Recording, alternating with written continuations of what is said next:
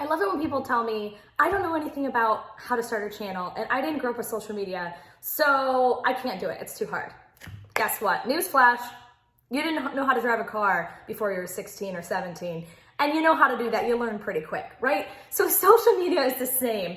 Social media does not have to be complicated, and there's so many platforms. LinkedIn was designed for older people, right? It was a corporate style platform before it became more of a platform where they've got creators and things like that. Pinterest was for people who are literally pinning cool things for their weddings and their bachelorette parties. Facebook was for college students, you know? TikTok was 13-year-old girls dancing around. And Instagram was literally for photographers and people who wanted to post pictures of food. That's what they all started off as, right?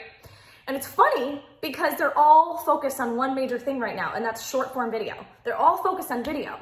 In fact, some of them are even coming out saying they might completely eradicate longer form because they want very desperately for you to watch short form. And think about it, your attention span is shorter than ever, and people want to watch things that are quick. They want quick recipes, they want quick everything, right? We live in that generation.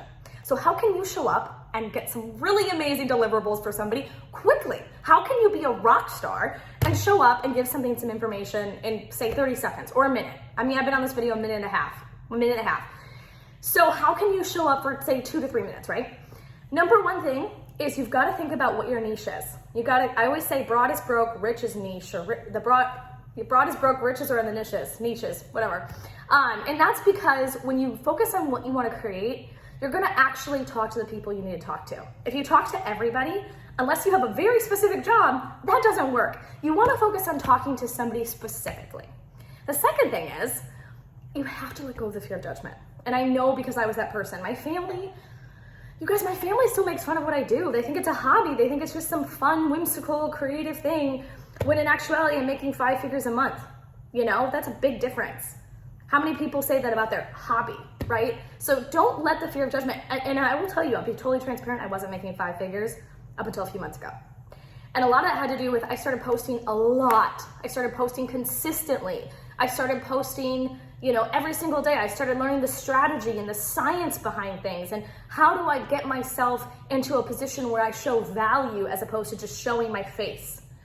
And a lot of that came down to understanding that I don't have to be afraid to put myself out there. There's gonna be so many haters. There's gonna be so many naysayers. It doesn't matter what you do, you're always gonna have haters. So you have to figure out if it's worth keeping your job that you don't like for, or if you're ready to jump out and do something different. And lastly, oh, and by the way, I have a gift for everybody if they want this. Who wants this delicious chocolate protein powder? I'm not like ready to give this away. I've got some fun goodies. We can talk about that later. Oops. Third thing is when you were thinking about creating really good video, remember that it's okay to start from the beginning. Kind of like what I was saying at the beginning where, you know, people are saying, oh, I didn't grow up with this. I don't know how to do social media. Great. Nobody did. I didn't either. I didn't grow up with social media either. YouTube came around and Facebook came around when I was in college. I grew up with Windows 95. We didn't have it until I was like 10 and it was solitaire. So, you know, that's not something that you should let stop you. Everybody's a beginner at one point. Everyone's a beginner at phonics and at school, and you don't stop yourself there. You know, you didn't stop yourself when you were learning cursive or learning something in school. So don't be afraid to put yourself out there with something new. A lot of people get scared of learning something new when you get into your 20s, 30s, 40s. I say not 20s, 30s for sure. Don't let that be you. Don't let that be why you don't start your YouTube channel or why you don't start your Facebook group or whatever, because just starting is better than everyone who's not doing something. And even if you fail and you fail forward, guess what? You're still falling into the right direction because you're failing forward. You're still learning.